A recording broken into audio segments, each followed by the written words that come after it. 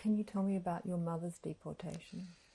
My mother's deportation, I came home and the Green Bullets, were in the process of taking her down. And they walked, as I told you earlier, she was affected by polio and walked badly. She was a big woman. And they walked towards a group of other people they already had also taken down from various places. I followed her, and they marched her, literally marched her, for quite some time to a van, which was quite some way away. And I followed her,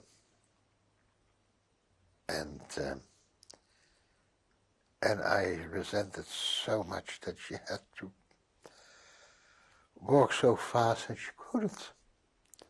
And I couldn't do anything. And even today, this being so impotent of not being able to protect her.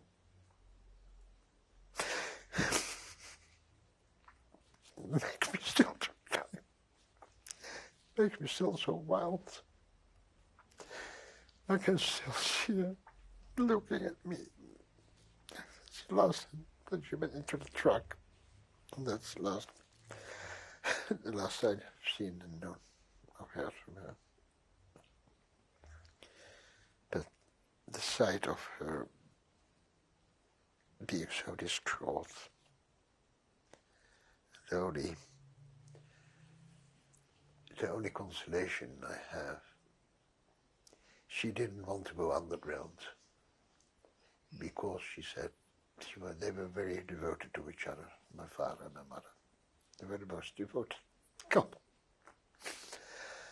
I know, and the reason why she didn't want to go underground was she wanted to go to her husband, and she believed that she did go to her husband. And that's the only consolation I have, that at least between the time she was picked up and the time she perished, she thought she was going to see her husband. Yeah, that's it. Whew. Right, okay, sorry. Did she say anything to you as she left? No, she only looked. I think she was afraid to say something to me, to identify me, I think. And I didn't say anything either to her.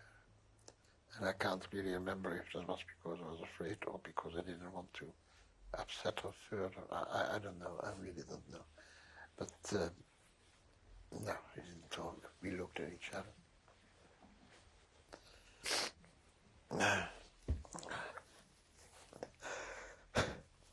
Right, okay. I have a sip of water after this. Another thing she I never talked about birds. Never told my children this. I don't think I ever told my wife. I don't know. I don't think so.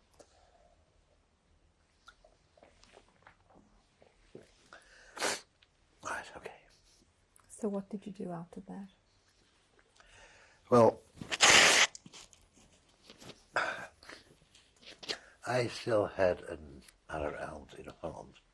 So by that time I had lost my family, my direct family, and lots of my indirect family, uncles and grandparents, they're all gone. But both my brothers were gone. One was underground and one was shot. My father and mother were deported. I was on my own. How old would you have been then? Well, 43, 16. I remember after my mother was gone, I went home to where I lived.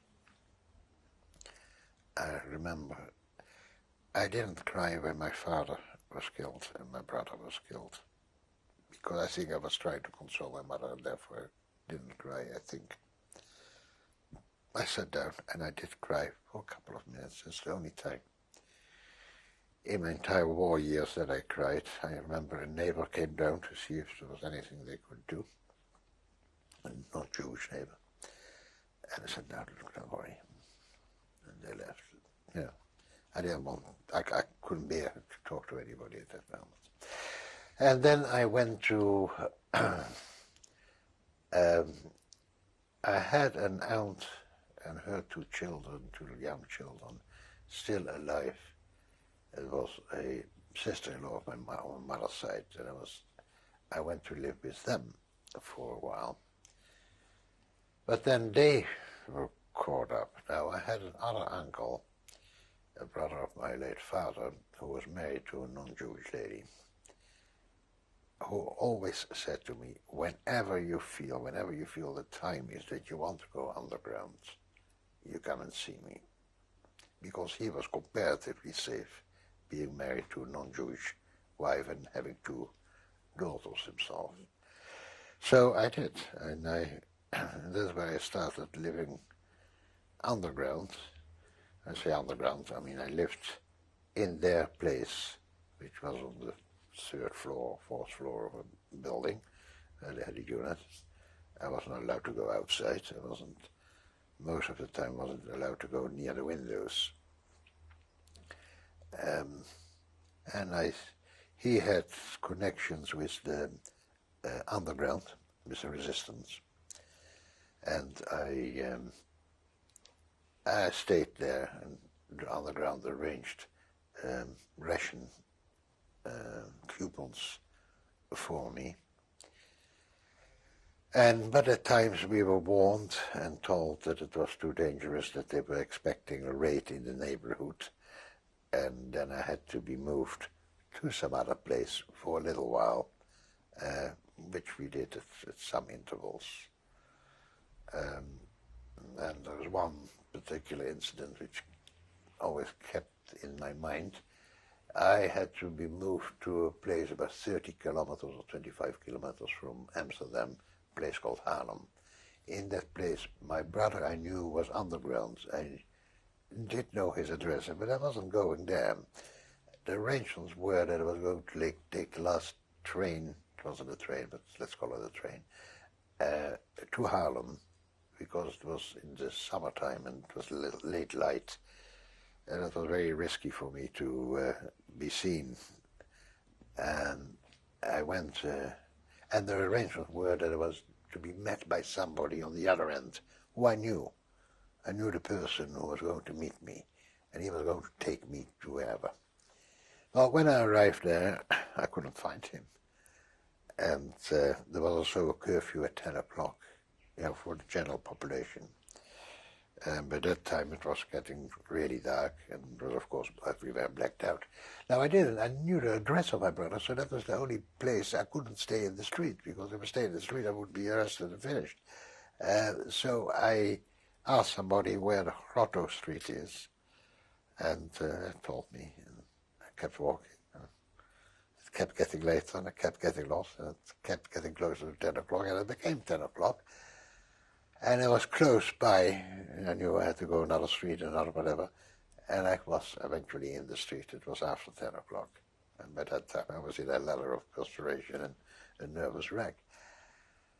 The one thing I didn't know is where to start. It was number 14. So I didn't, as you could not distinguish anything, it was pitch dark. I had a 25% chance. I started counting on one side of the street, hoping it would be the even side, and I counted 7 numbers, so 2, 4, etc., until I came to number 14, where I rang the bell, and fortune was with me. It was the place where my brother was underground. The lights went on, and the door opened, and I was grabbed and dragged inside, and the lights went out. And I was there to great relief of not only me, but also of them, because they didn't know who was ringing the bell at that hour. So that was that.